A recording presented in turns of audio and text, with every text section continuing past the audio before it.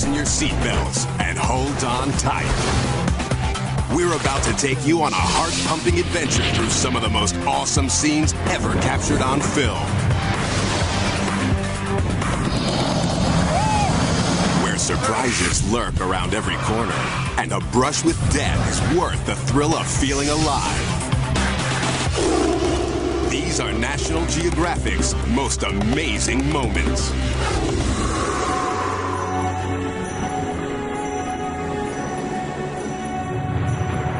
You're in for a wild ride.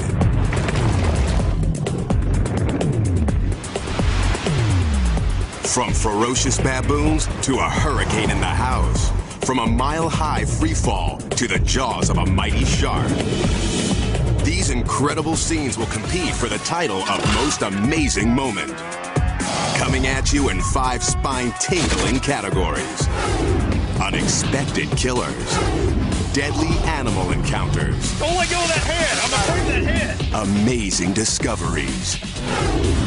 Nature's fury. And adventures in the danger zone. All I could think was, I have no business dying here. Experience for yourself our most daring and incredible journeys as we count down our top stories of heart-stopping excitement. In the natural world, predators rule. And prey run for their lives. At the top of the food chain, the big boys have some killer moves. Long-range vision.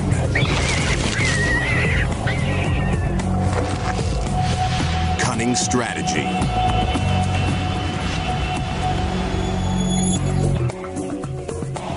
Astounding agility.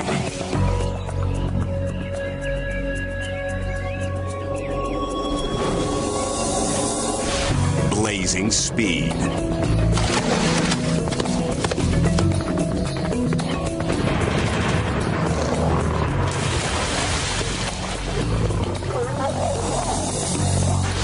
And deadly precision.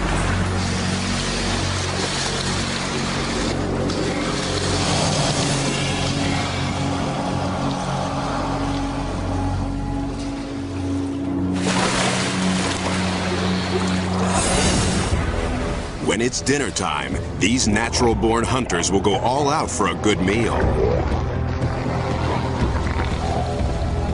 This polar bear takes on walruses 2 times his weight to get to a treat. A helpless walrus pup.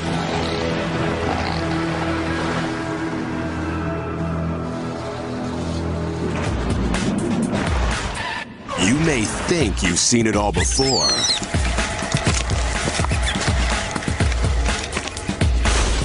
Now forget everything you know about the animal kingdom.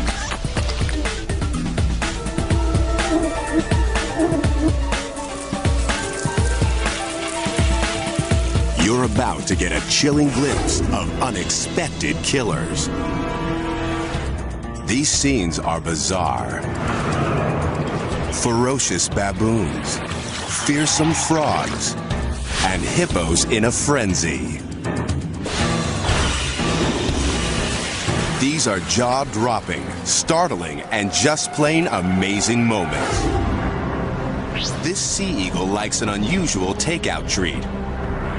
Poisonous snake, fresh from the sea.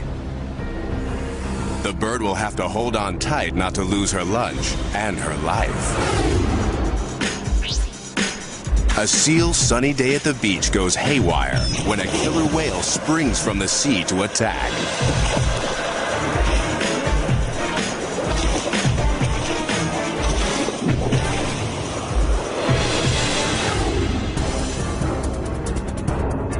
Spiders scare you? How about one that pounces like a cat?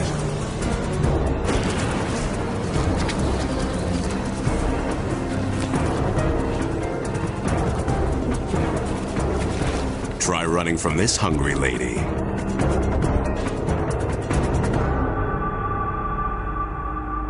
But what's next is even more incredible. In our next amazing moment, a baboon goes hunting for a surprising meal.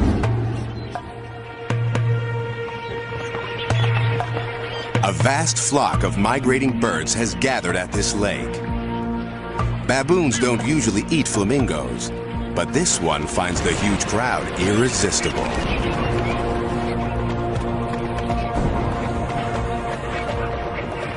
He plunges into the startled mass of birds.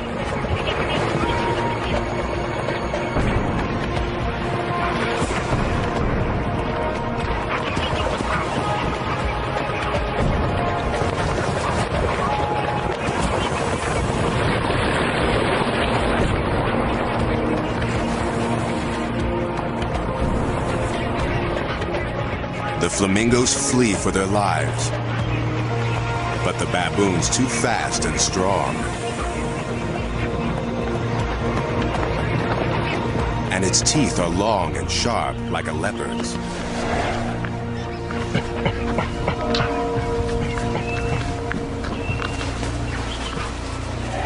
The baboon nails its prey with one bite.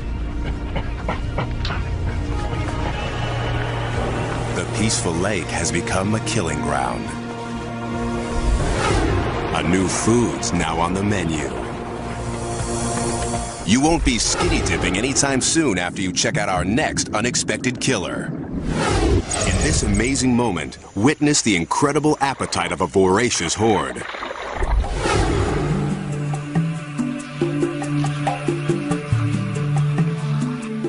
For young egrets, first flight can be a dangerous introduction to the world. A fall from the nest is not unusual. But here, something lurks below the surface. And it's pulling the bird under.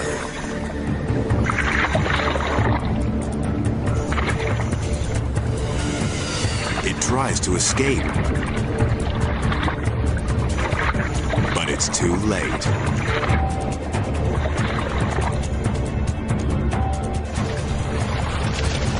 A gang of piranhas is eating the bird alive. Hundreds of razor-sharp teeth shred the thrashing bird.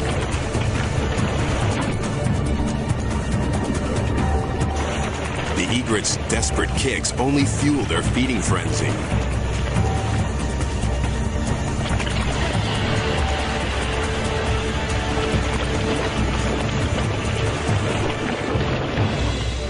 Within minutes, the feast is finished, and the piranhas go in search of their next meal. The ferocious fish clean the flesh off the egret's bones in mere moments. Next, a band of winged warriors is on a mission.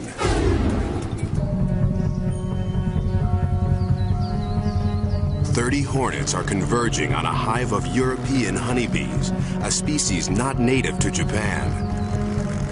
Inside the hive is something the hornets want. Larvae, pupae, and honey so sweet it's to die for. These 2-inch-long giant hornets are perfectly designed predators.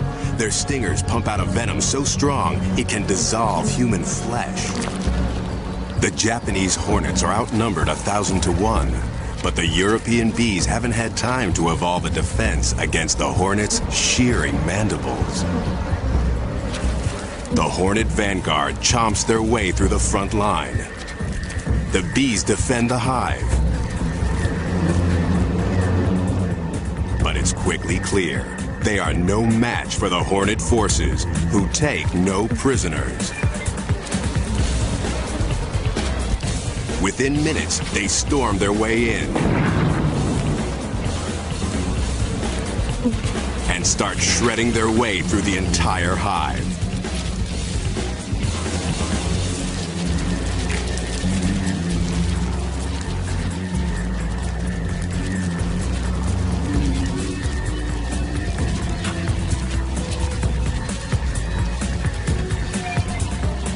Finally, the spoils of war.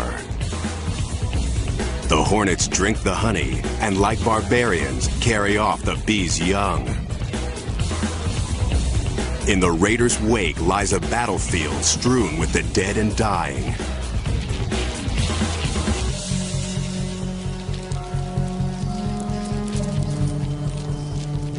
In just 3 hours, 30 hornets have massacred 30,000 bees.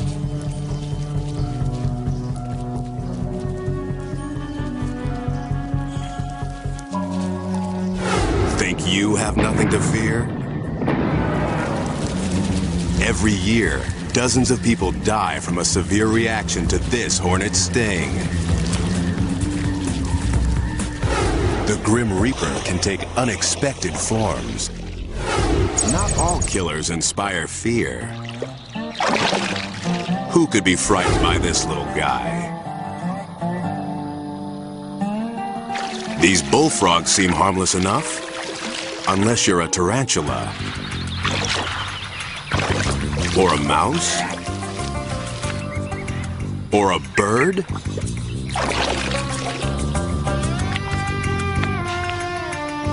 Or a scorpion?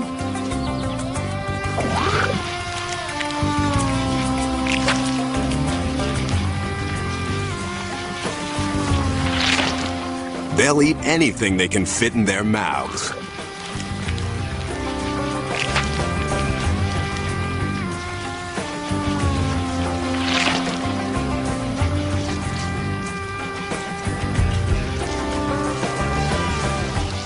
And for dessert, maybe something crunchy.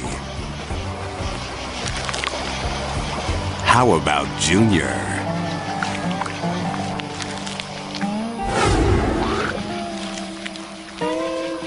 But even the bullfrog can be foiled. In our next amazing moment, he tries out a new food with bizarre results.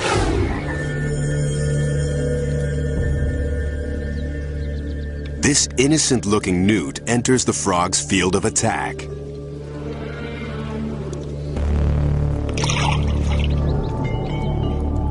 The frog strikes and swallows. The newt looks like a goner, but the battle's not over. The newt's skin contains a deadly poison.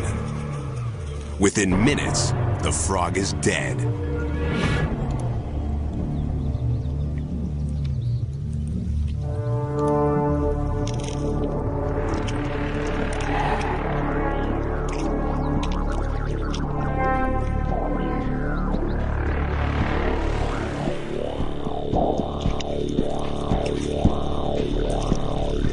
And it's the lowly newt who struts away victorious.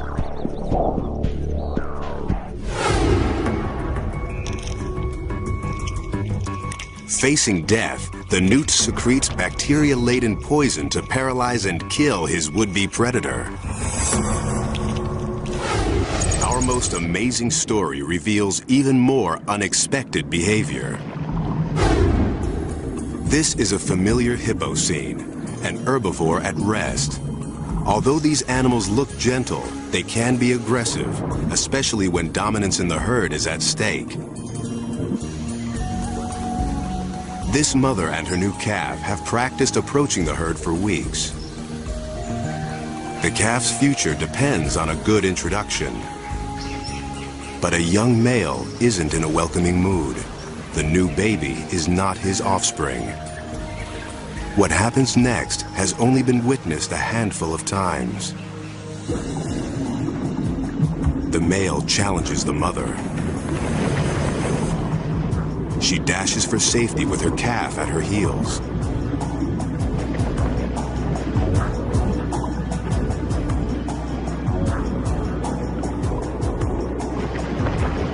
But the water gets muddy. The calf loses his way, and the male hippo turns on the defenseless youngster. In what might be an attempt to assert his place in the herd, he takes the infant into his mouth and shakes.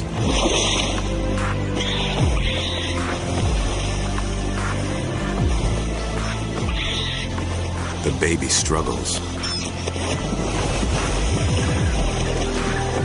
He doesn't stand a chance.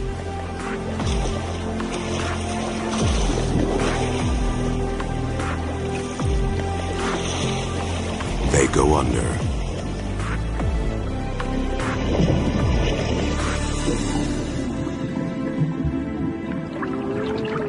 The mother tries to revive him, but he's gone.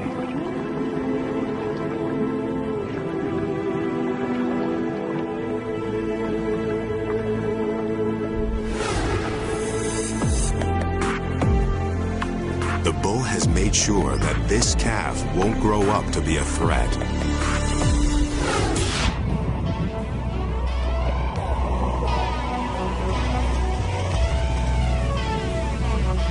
Mother Nature has nasty mood swings.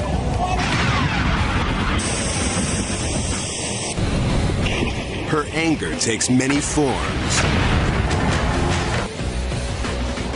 Raging power. Awesome shows of strength. Disasters of a deadly magnitude.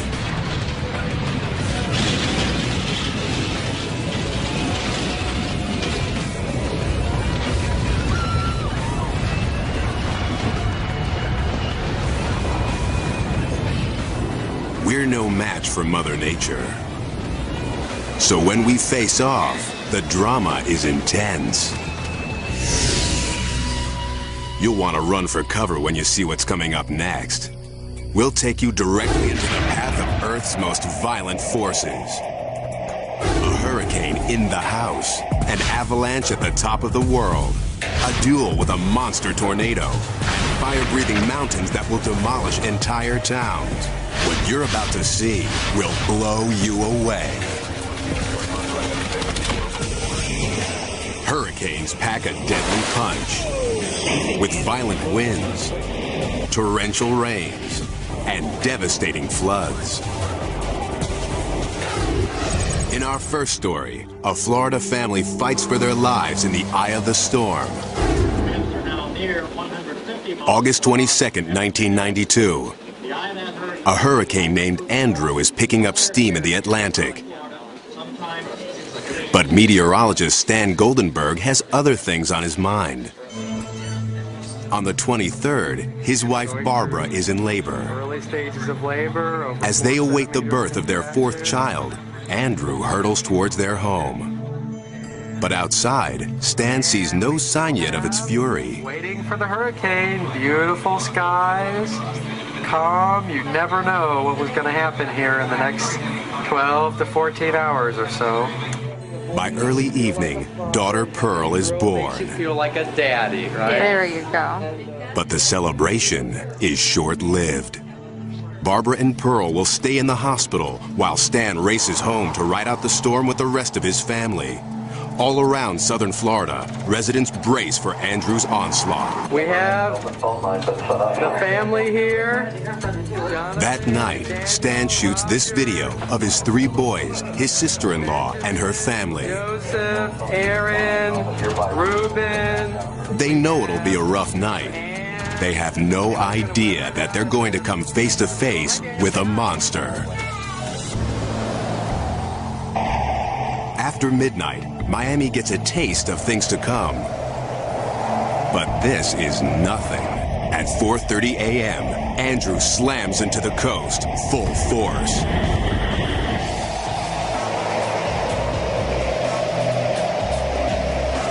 Winds whip at 165 miles an hour. It's a Category 5 hurricane, the most intense there is. In this bad boy's path, nothing and no one are safe. Looks like our TVs are out. Maybe the power is out now for the duration.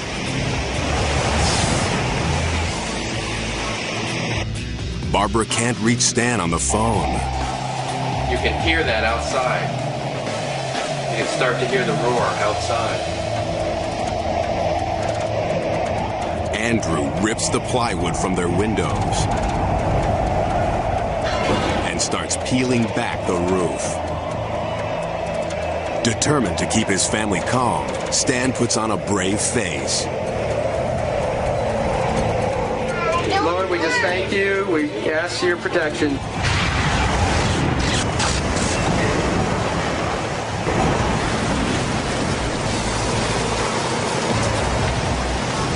As the hurricane kicks it up another notch, it's hard to believe the Goldenbergs can survive.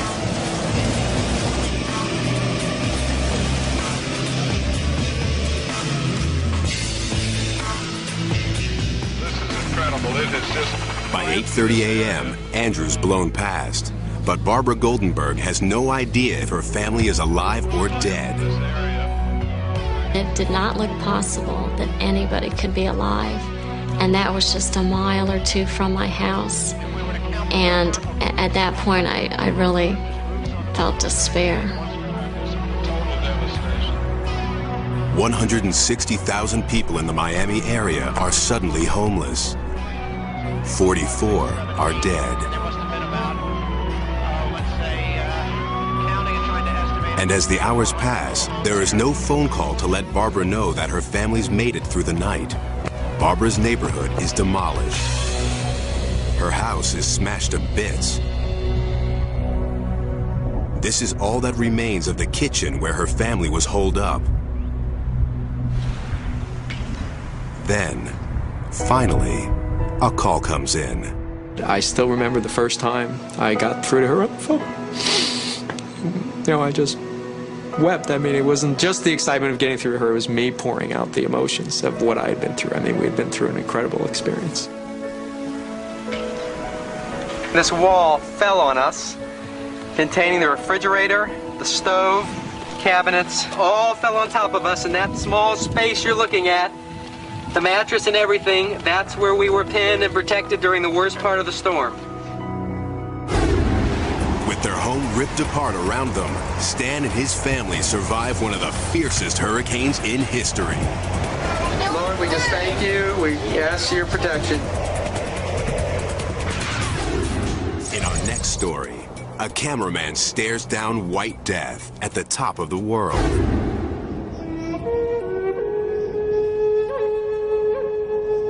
Annapurna may only be the 10th highest peak on Earth, but it's 4 times deadlier than Everest. It kills 1 out of every 5 climbers who tries to conquer it.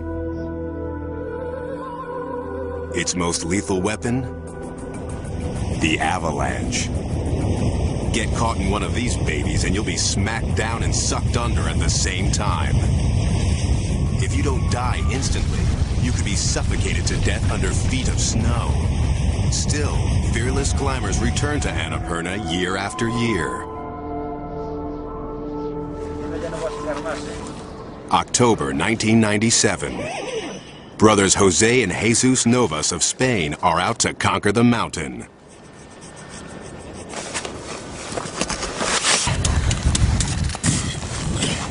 Nos vemos. Cameraman Alejandro Rocha stays behind to film their attempt. Odds are, one of the brothers may not make it home. Tons of fresh snow cling to the mountain's steep slopes. Annapurna is now a ticking time bomb. The brothers forge ahead anyway. Soon, they are mere specks in the distance.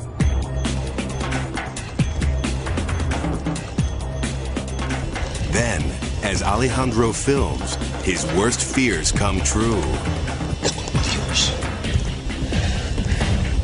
A colossal torrent of snow and ice crashes over the climbers.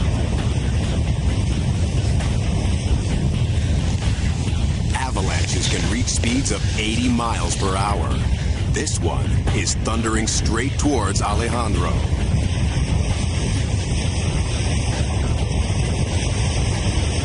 He can't bear to face his killer. He retreats to his tent. This is the face of a man waiting for death.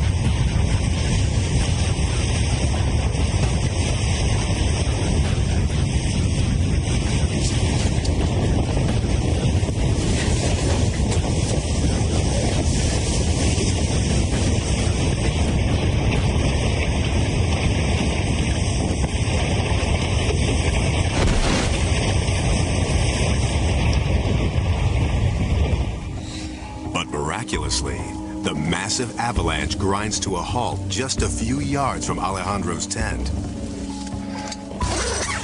His life has been spared. ¿Estáis bien? But what about Jose and Jesus?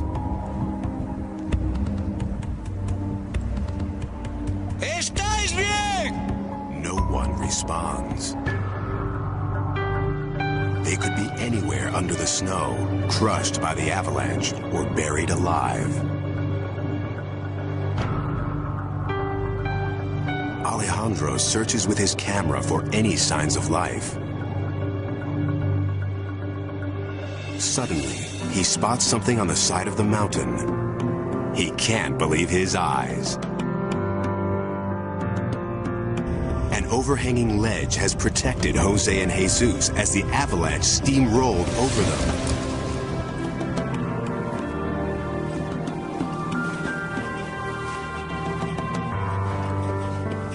The brothers are thrilled to be alive. Tranquilo, tranquilo. Que se meta debajo de la... Estuvimos debajo de la nieve por lo menos un minuto. Y es lo que puedes ver en la máquina después. ¡Pedazo de luz! ¡Que nos pilló! Casi nos deja secos, tío. With nowhere to run, nowhere to hide, Alejandro and the Novas brothers survive a death blow from the planet's most dangerous peak. Most of us run from nature's fury. Now, a guy who heads straight for it. Springtime in the Plain States is prime time for tornadoes.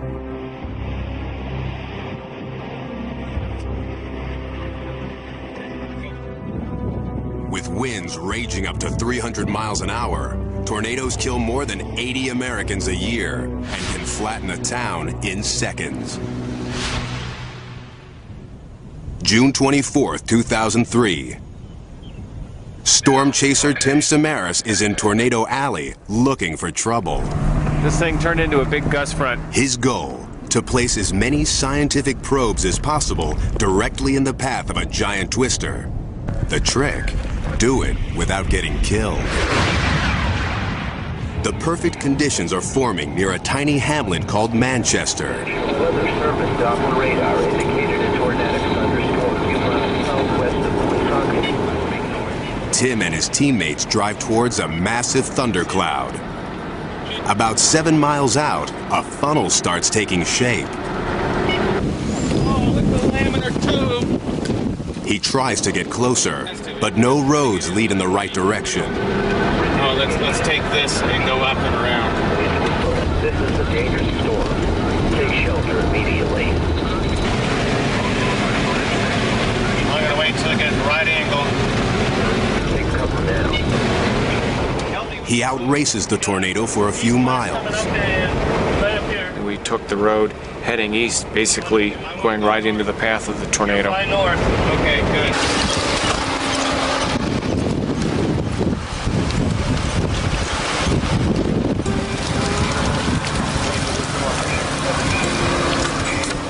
One probe down, 5 to go. Oh, we're gonna get hit! The chasers estimate it's at least an F4 tornado with winds over 200 miles an hour. A twister this fierce can level a well-built house and turn a mobile home into a missile. That was good enough, I think. Tim's probes will record wind speed, barometric pressure, and other data. If the tornado sweeps directly overhead, the more he deploys, the better the odds.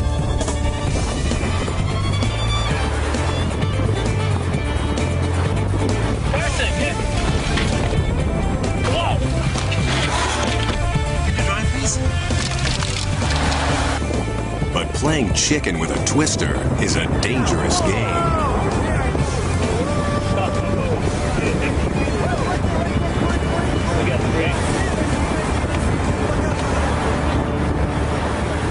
The tornado shreds a nearby farmhouse, a reminder of what 200-mile-an-hour winds can do. Still, Tim is determined to deploy the last of his 6 probes.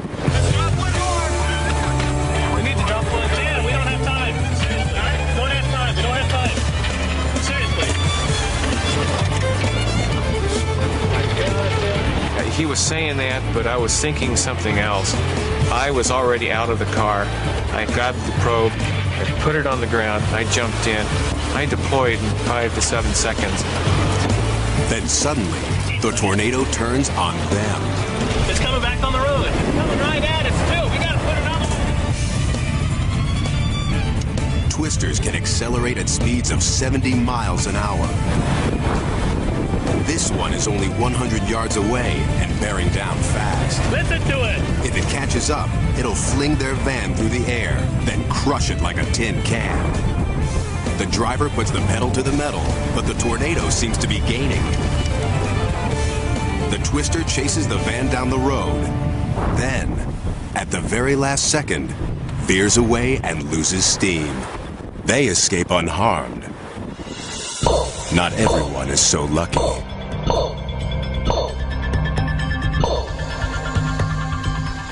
It's only after he downloads the data from his probes that Tim learns how close they came to the belly of the beast and certain death. This is the one at the corner of the house. This is absolutely amazing. From the time I turned it on to maximum pressure, 82 seconds. Oh my gosh. 82 seconds. This is all you have. That's all we have. 82 seconds from the tornado's center, but mere moments from its outer clutches. Any delay, and the tornado could have sucked the men into its deadly vortex. Tim came within yards of the most violent winds on the planet, and his own mortality. It's certainly the closest I've ever been to a tornado, and I don't ever want to be that close again. But sometimes, there's no escape. Wild animals fascinate and amaze us. But get too close, and you could pay with your life.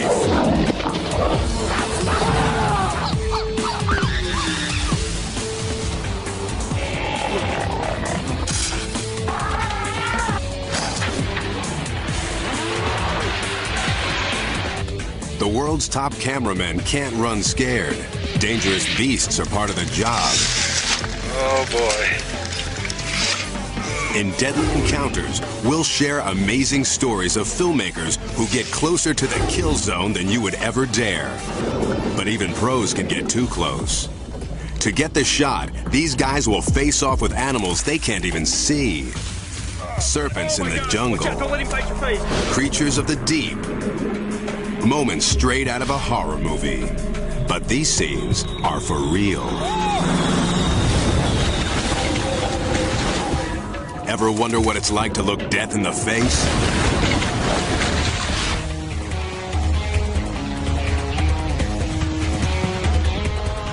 Nature's carnage doesn't faze wildlife filmmakers.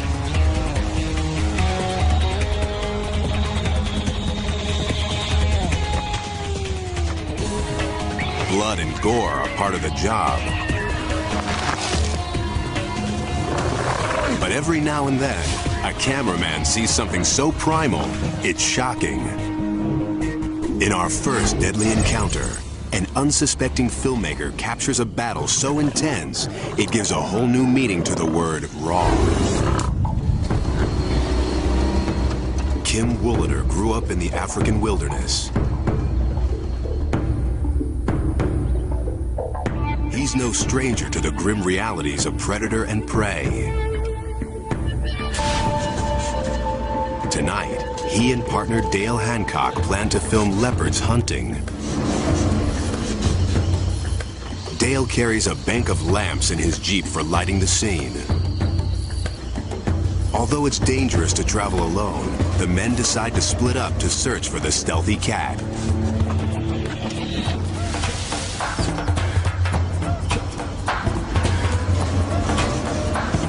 If you're not prepared to put up with what nature throws at you, you probably shouldn't be out here. Wooliter thinks he may have found what he's looking for. But leopards aren't the only predators out hunting tonight. And these aren't leopards. Sounds of killing and carnage surround him. There's an epic battle going on in the darkness, but without lights, Woolader can only listen to the attack. Move it up there. I need those lights in a hurry before they pull this thing down. Yeah, okay, I'm coming. Although most of us would freeze in horror, this seasoned pro is determined to capture the scene on film. He needs Dale's help fast. The battle's getting fiercer. Woolader hopes the hunters don't turn on him. Finally, Dale arrives.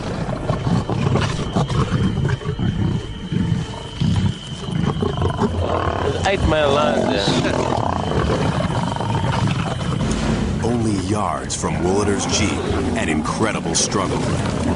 8 lions attack an enormous buffalo, but the animal refuses to die.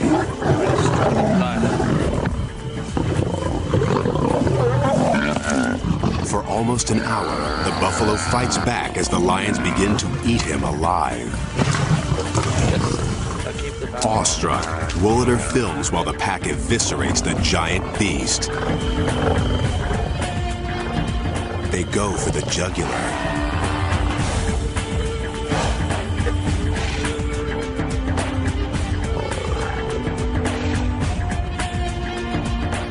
These lions like their meat rare.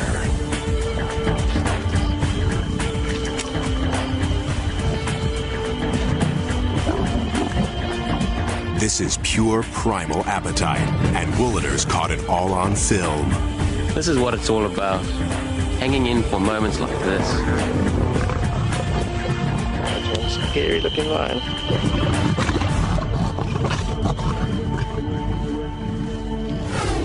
This guy's gotten incredibly close to film an extraordinary battle. It's an amazing scene of predation. You might be willing to film the pain, but how about feeling it? Our next deadly encounter pits man against beast. Okay, I'm worried about this. Herpetologist Brady Barr is about to meet a legendary snake, a giant python that has been stalking a town in northern India. This silent hunter strikes without warning or fear, devouring animals as big as children. So he saw a python actually attack a small cow, a calf, and kill it. The townspeople want Brady to catch the snake and take it away. Brady's faced off with fearsome animals before. Wow! This may be the biggest one we've ever captured.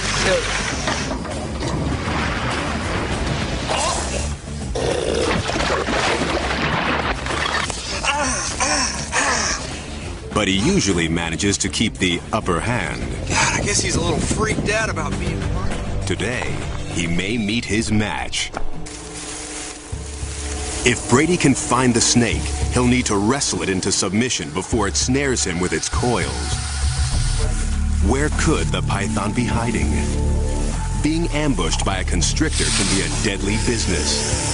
The snake would bite Brady with 4 rows of backward-facing fangs, while its thick, muscular body would squeeze him, stopping the blood flow to the heart in just minutes.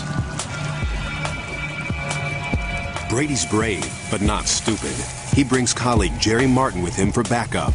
I've got a huge python. It's the big one. It's the big one. Everybody, wait. Don't come running up. Don't come running up. Okay. It's gigantic. Can you reach it? It's gigantic. It's bigger. No. It's as big as my leg. I'm going to need your help. Stop. I'm trying, guys. I'm trying. Okay. Wait, he's tongue flicking. He sees it. The python sees Brady. The tongue flicks are its way of sizing him up. It can sense if Brady will make a good meal. Don't anybody go any closer. Brady's never tackled a snake this big before. It's as long as a pickup truck and can swallow prey 4 times its width.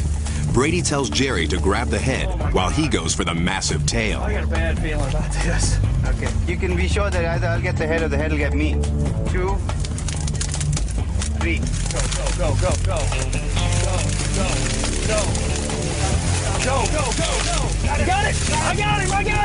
I got him.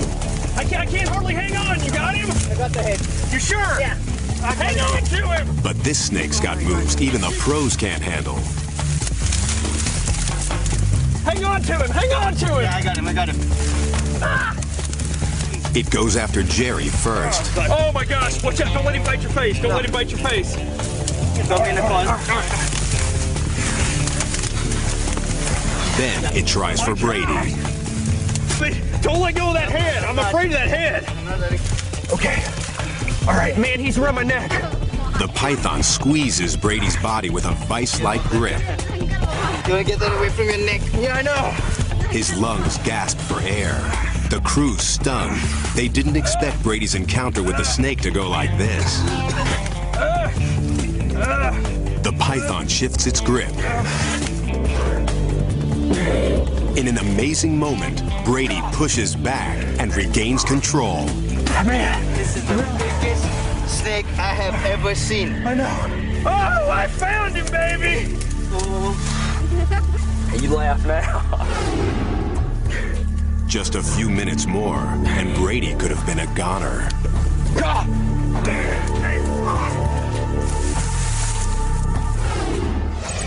Valerie Taylor tests a shark's biting power, using herself as bait. That's what their teeth do when they get on it. That's the noise you hear. And you really think it's getting into you with that terrible noise, but it doesn't. Filmmaker Valerie Taylor is about to offer herself up as a meal to a band of hungry blue sharks off the coast of California. Why? She's trying out this chain metal suit. It will weigh her down in the water, but if it works, it will protect her from a shark's powerful bite. With several rows of razor-sharp teeth and jaws that close like a steel trap, the blue shark is one of the few species known to attack humans.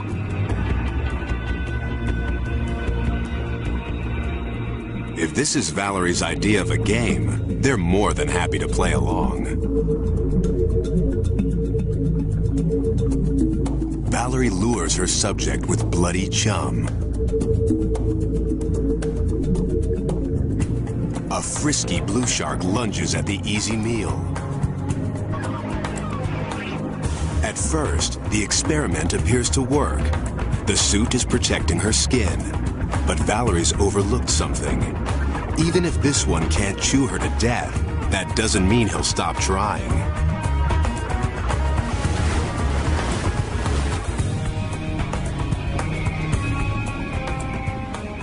Valerie's a rag doll in the jaws of a killer, and the metal suit is weighing her down.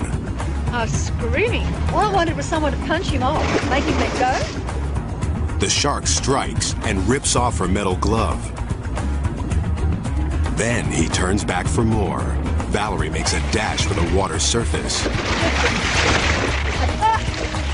I can't hang on to him. All right, don't help me. As she gathers her strength, the crew guards against another attack. Damage your hand, Valerie. Yeah, damage your hand, all right. He got the glove off, but he continued. He wouldn't let go. I don't know how bad. The thing that happened was, he got the glove off somehow. He just ripped it off, and this naked hand was in his mouth. So I put that hand in, so that he couldn't crunch down on it. I did it just like that, but you can see why he got the thumb. It was sticking up. Oh, boy. Well, the only way you learn these things, isn't it? Is by trial and error. Yeah. That was an error. An error she won't quickly forget. But Valerie's close call isn't as terrifying as our next deadly encounter. In our most amazing moment, an underwater cameraman fights for his life against an even more dangerous shark.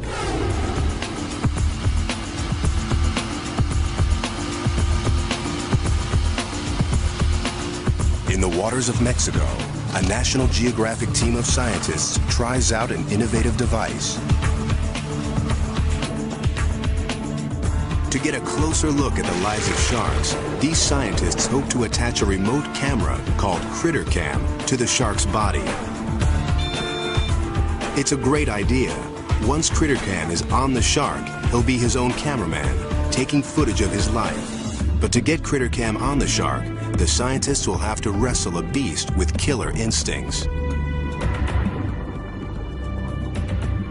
For cameraman and shark specialist Nick Kaloyanis, it will be an unforgettable event. By chance, the scientists haven't caught just any shark, but a bull shark, one of the most notorious hunters in the sea. Hundreds of pounds of lean muscle and rows of serrated teeth make this beast a dangerous creature to aggravate. The team's strategy? 1. Attach the camera. 2. Move to safety. 3. Let the shark free.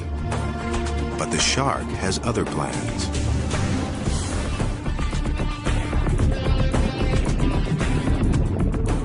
As Nick films, the shark twists left. The restraining line releases, and the animal is free. As the rest of the team scatters, Nick keeps filming. He's confident the shark won't attack unless provoked. But just then, from behind his lens, Nick is surprised to see someone try to hook the animal, but jab it instead.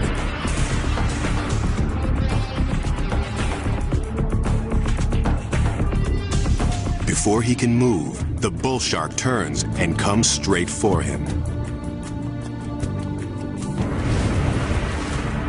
Footage reclaimed from Nick's camera show these chaotic images. The shark bites Nick's leg. Dagger teeth crunch down from ankle to thigh. The camera falls, spinning down to the sand. The shark continues to attack, ripping flesh from Nick's hand. Another diver shouts for help. Shocked, the team realizes Nick is under attack. As they watch, the shark's thrashing pushes Nick's body to the surface. Incredibly, he's still alive. I come to the surface, and the shark's still on me, and I'm getting tired at this point. I'm losing a lot of blood. The crew rush to save him. While the fishermen grab the shark, teammates pull Nick aboard. Get Nick in this boat. This boat goes back to the shore right away. Help here, come on. They didn't expect this. Help here, come on. We'll keep pressure on these points now. Hold here. Salvaged film shows them quickly improvise. They use a wood plank as a stretcher. I could see that I had some major problems. And I could see right down to the bone. My leg, hand, everything was split open. Ligaments were torn up. And I just felt like I'm going to need some really good medical attention. Nick's rushed to a hospital. After 7 operations and months of physical therapy, he makes a full recovery. He credits his camera with saving his life. You can see when the shark got finished with the camera. I mean, this is almost bulletproof material. It's 3/8 of an inch thick, marine-grade aluminum.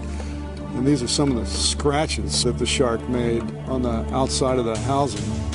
Ever since, I have never complained about housings, camera housings being too big. They can't be big enough sometimes. Incredibly, before the year is out, Nick is back in the water, filming sharks. He says he's more wary of human mistakes than an animal he knows and respects. I have no inordinate fears of sharks. I just have much greater caution to my fellow humans. This shark was provoked, plain and simple.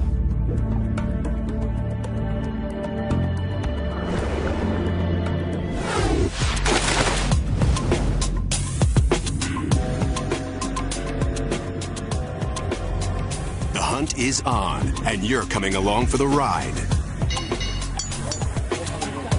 Dig up a monstrous creature.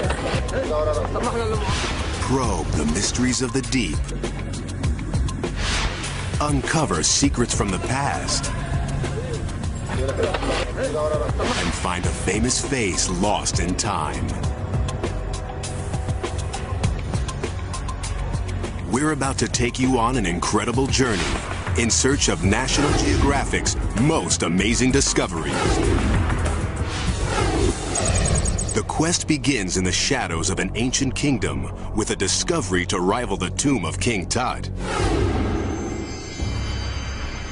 Ancient Egypt, the land of the pharaohs and the pyramids. Thousands of years ago, this kingdom was the center of civilization, but it eventually fell to ruin its secrets lost. But now, near the pyramids of Giza, a team of Czech archaeologists is about to make an incredible discovery. A sealed tomb almost 100 feet underground. This burial vault is an irresistible temptation, but some say opening the grave could trigger the mummy's curse. Dr. Zahi Hawass is Egypt's director of the pyramids. Superstition doesn't stop him. We are here to open the sarcophagus. Maybe you'll find a mummy, maybe you'll find more than a mummy.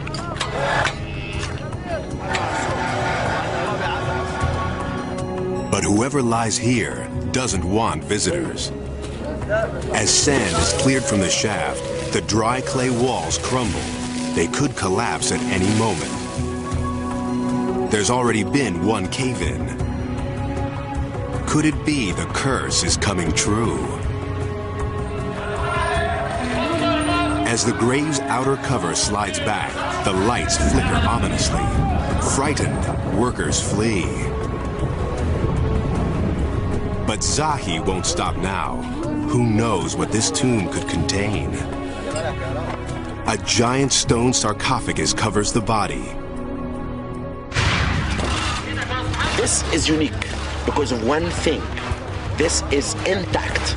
It was not opened since 2,500 years ago. It happens very rare in our history. Zahi's just dying to look inside. For the first time in 2,500 years, a mummy reappears under intricate beadwork. The burial shroud's in excellent condition, but the discovery's about to get even better. On the walls of the tomb, well-preserved hieroglyphs tell the story of the mummy's life.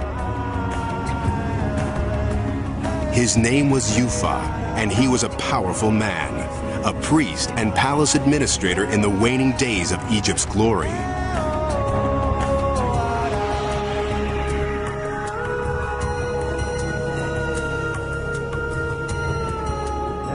His life story reveals priceless secrets from the past.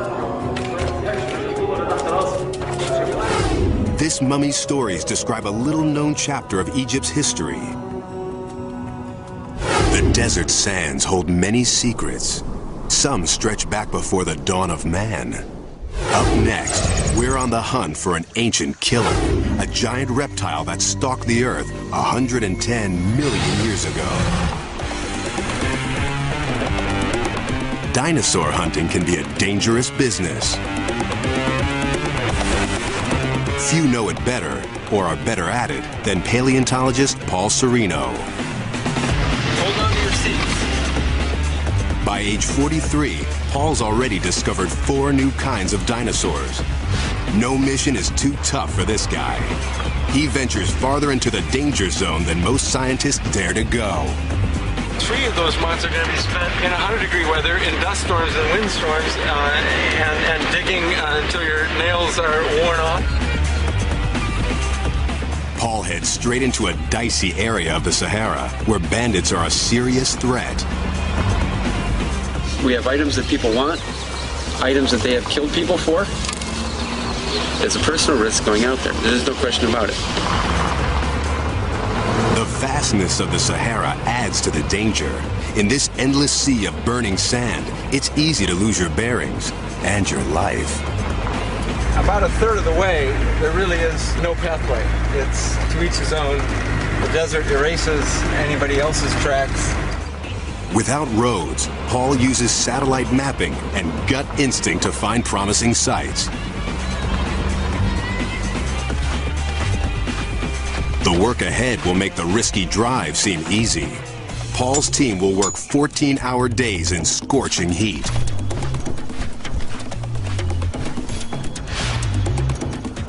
If you come walking out of here in 2.5 months and you say that is not the hardest thing that I have done in my life mentally and physically, then you haven't tried hard enough. Digging up a bone in the desert can be like finding a needle in a haystack, but it's not long before Paul hits pay dirt. He's unearthed an ancient graveyard and an extraordinary skeleton. We have just found a skull that really is about the biggest I've ever seen. Man, it's mammoth. Lying down next to it gives you some idea of the size. The skull is just a little bit bigger than me, so it's close to 6 feet long. Oh my gosh. Paul's discovered an amazing creature, the gigantic ancestor of modern-day crocs. Even the most fearsome crocodile walking the earth today is tiny compared to this monstrous beast. This prehistoric super croc measures 40 feet from tail to tooth and could have eaten dinosaurs for lunch.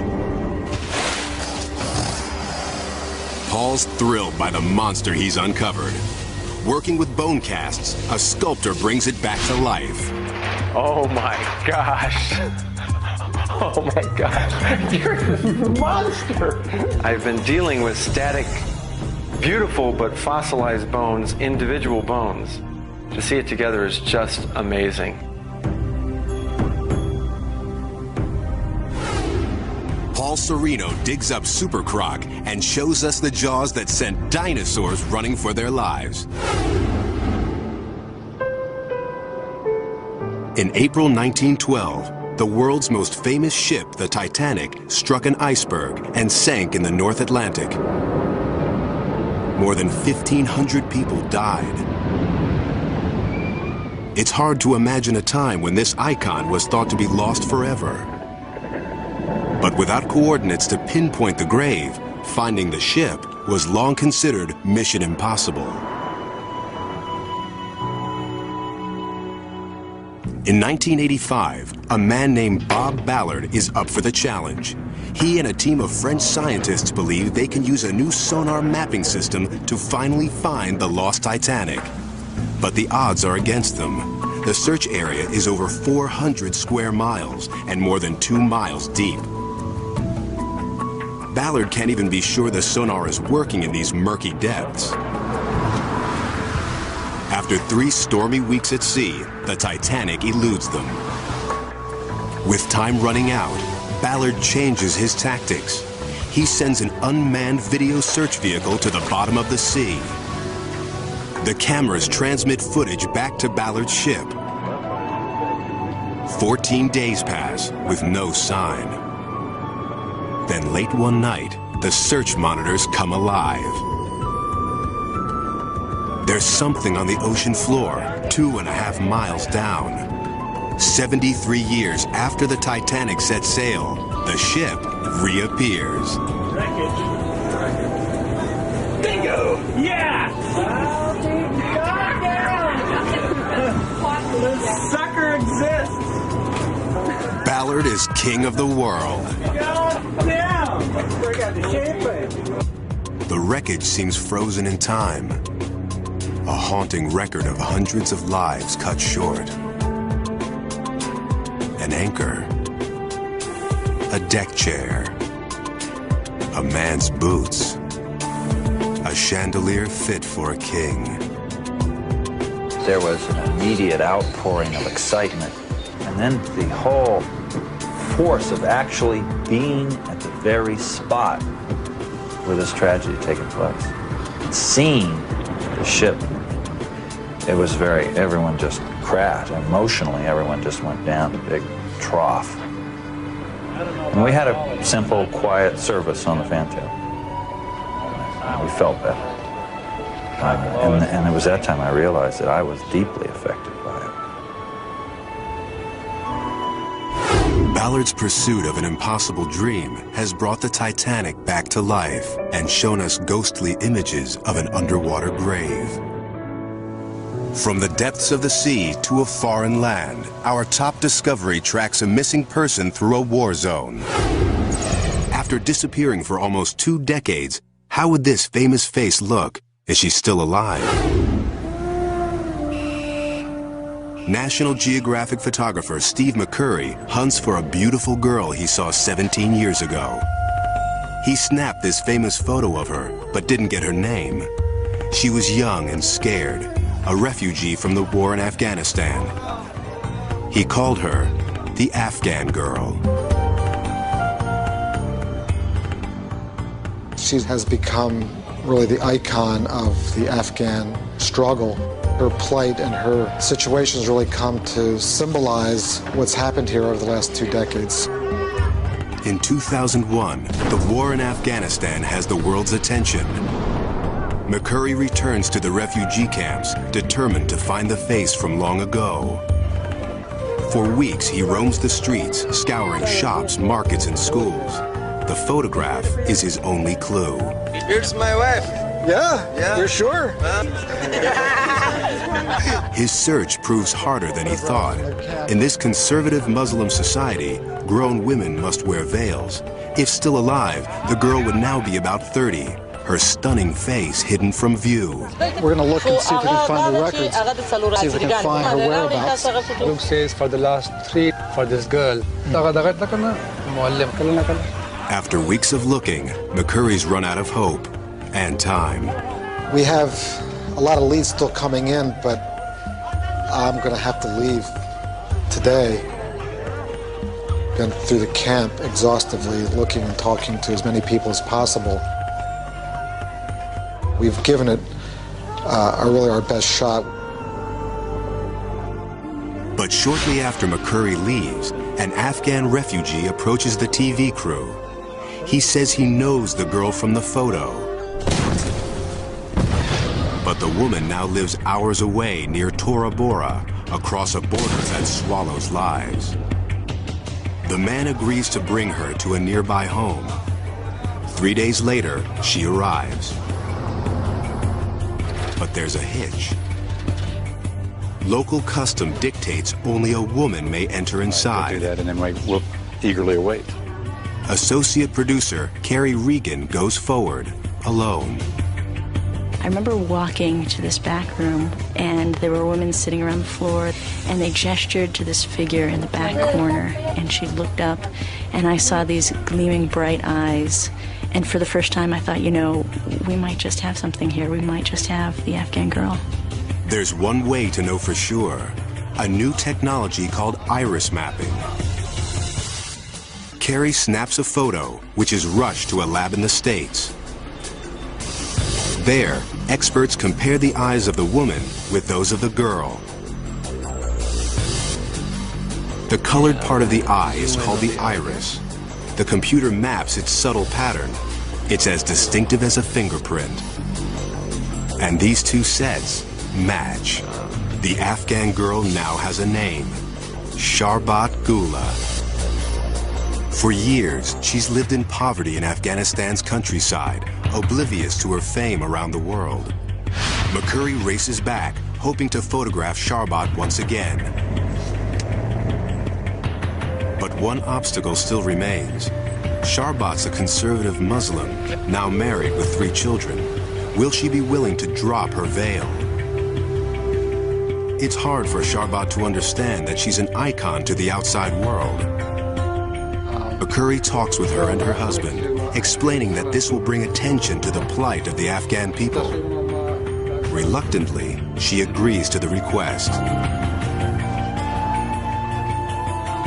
As he sets up the shot, Sharbat drops her veil.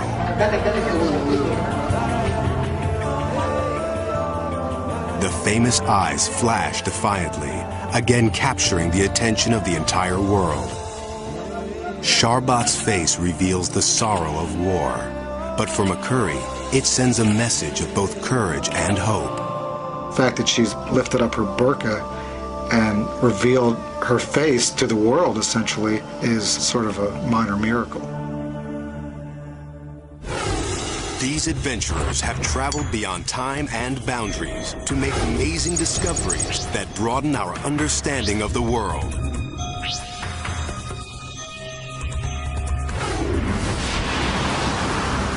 Danger comes in many forms. Daring adventure, deadly professions, heroic assignments.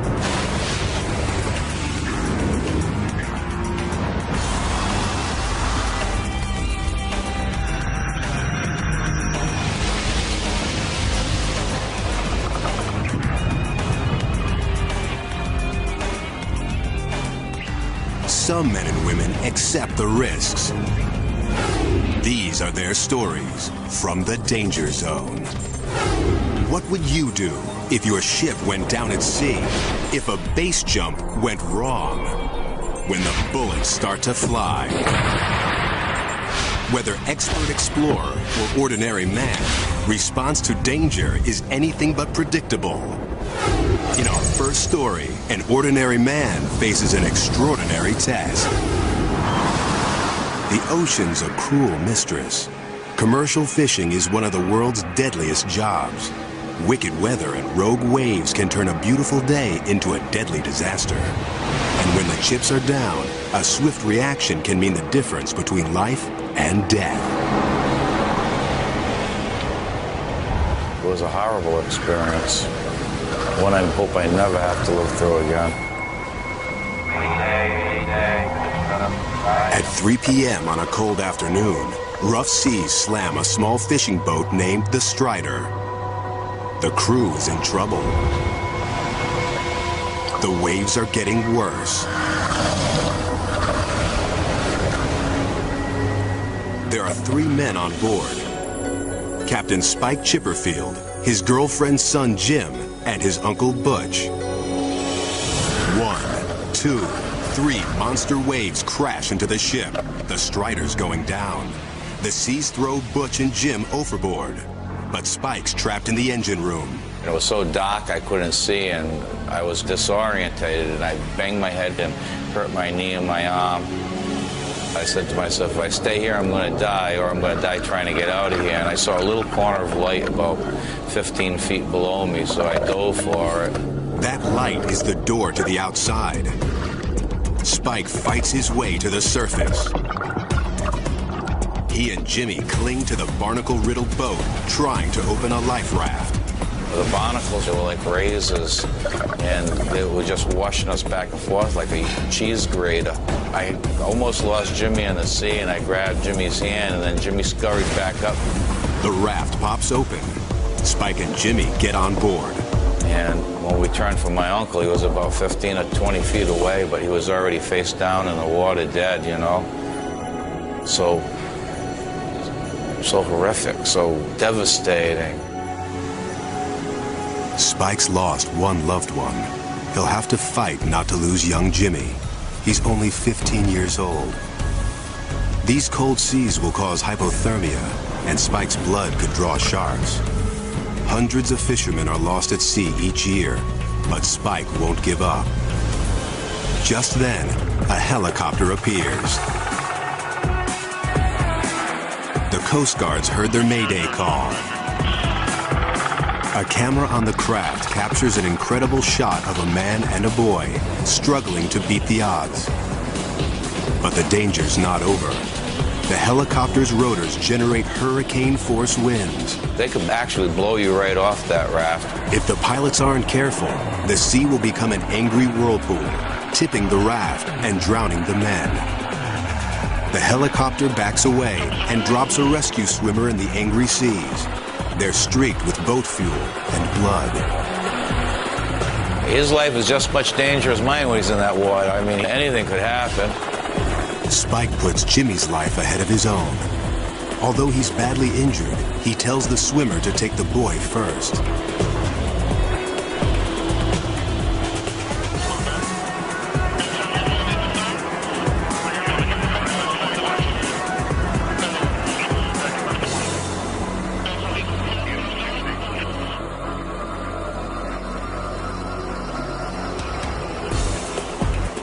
Jim's safe. At last, Spike can let the rescuers help him.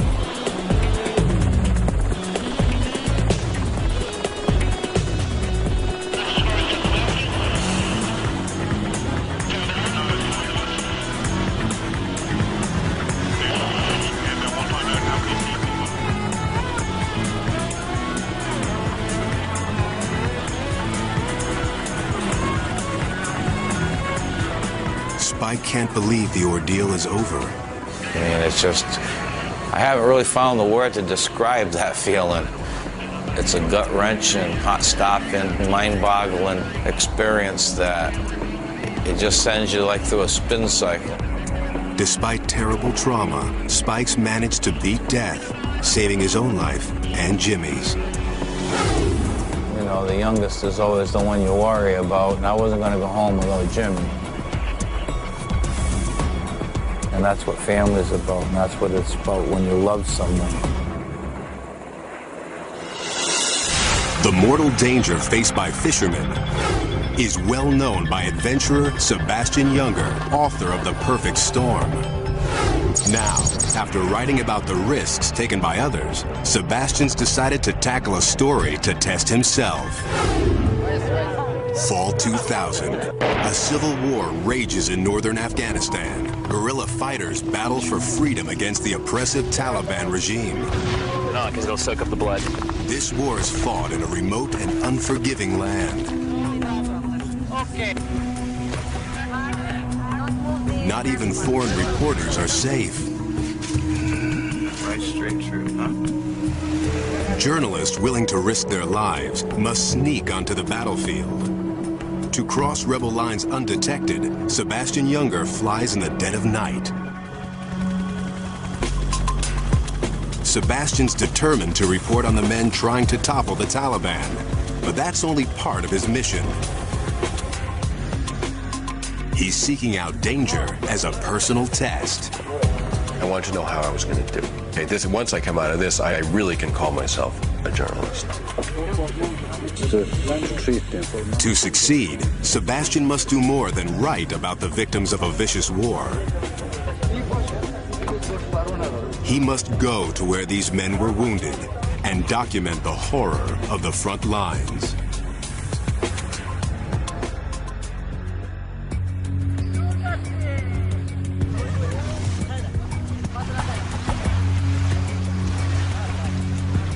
This is sort of the teeth of the thing, the situation, the war we're reporting on. These are the very front positions.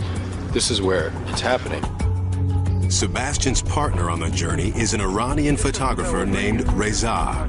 Very quiet day. There's not much shelling. No. Not yet. Not yet. In a war zone, nothing's quiet for long.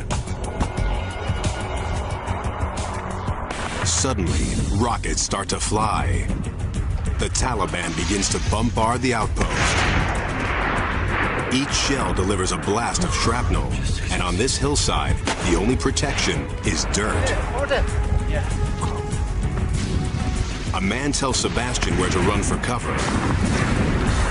He sprints to the rebel bunkers, but the shells are zeroing in on the target. Fighters shove Sebastian into a foxhole. The rebels fire back. Get down! But their scattered machine gun fire does little to stem the Taliban's attack.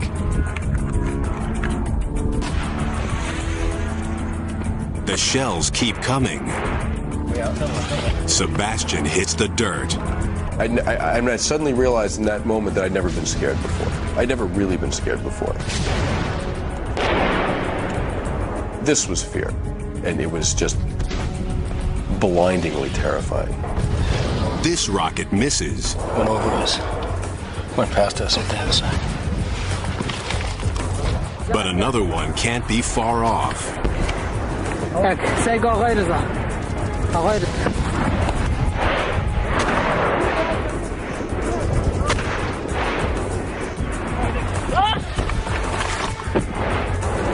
Sebastian fears someone's going to die. One more. He hopes it won't be him.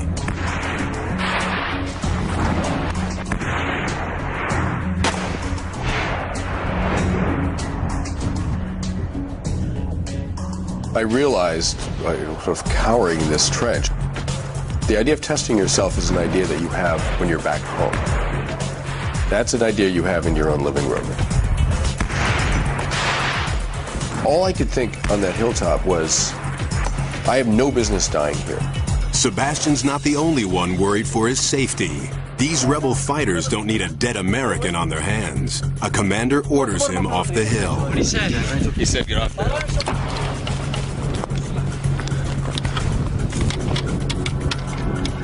Sebastian's test is over, but the reality of war for these rebels is far from the end. We got a taste of it. That's nothing what those guys are going to go through tonight. Brace yourself for an unbelievable thrill as our most amazing moment takes you over the edge. Base jumping. An adrenaline-pumping plunge into the space between life and death. Where death has the distinct advantage.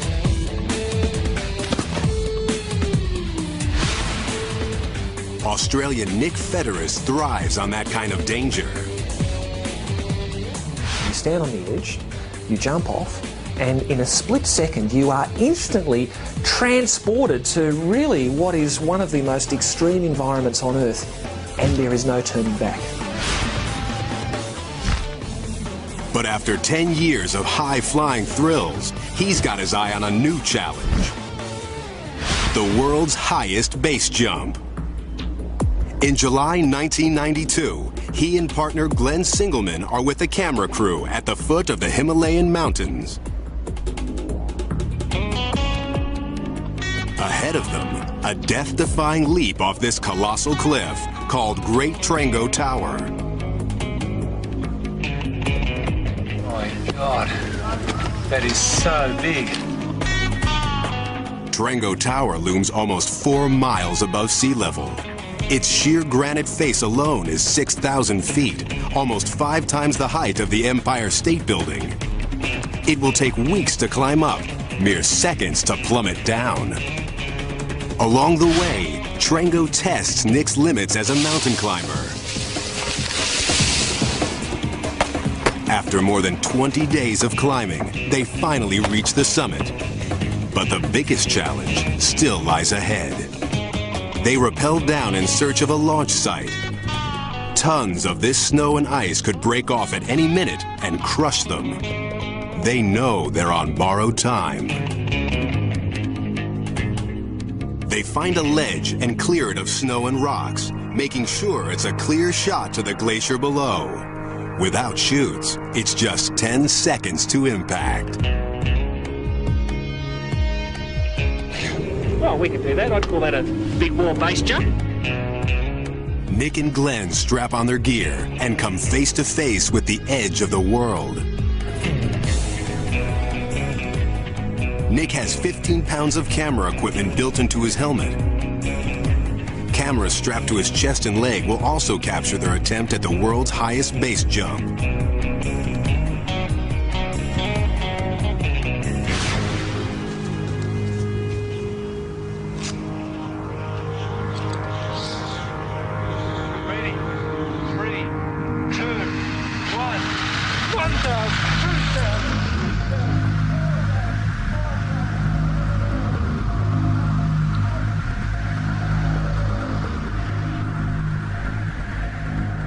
Something's wrong. The weight of the camera causes Nick to tumble out of control.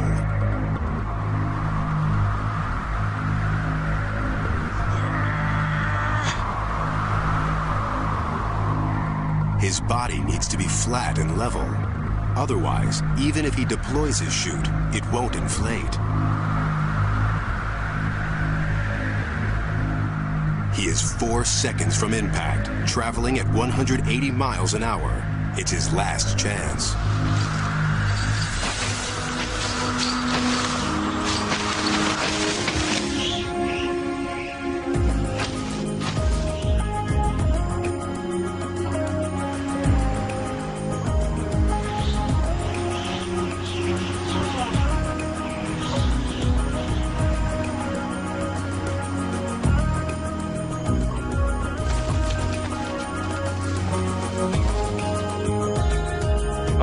Never been on my back on a base jump before, but I was in control when it mattered, and I feel great.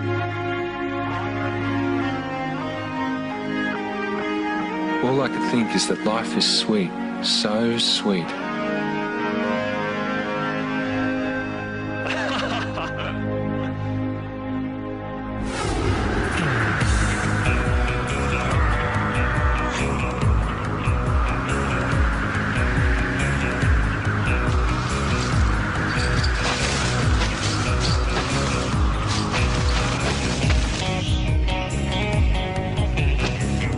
let's look back at our stories from the danger zone. These brushes with death remind us of the thrill of being alive.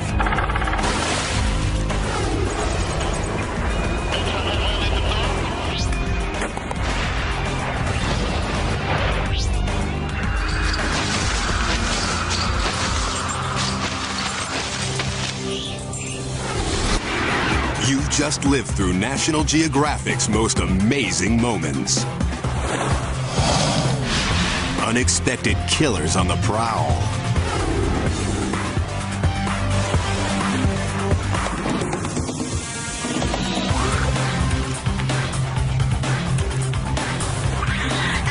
Fighting for life against the planet's most dangerous forces.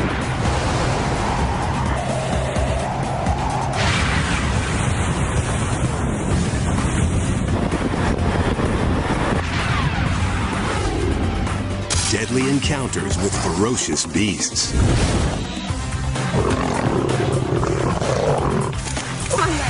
Get him off that net. God! The quest for awesome discoveries.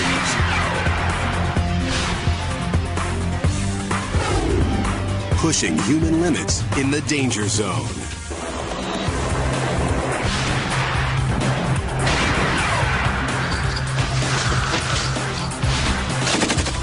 Truly amazing.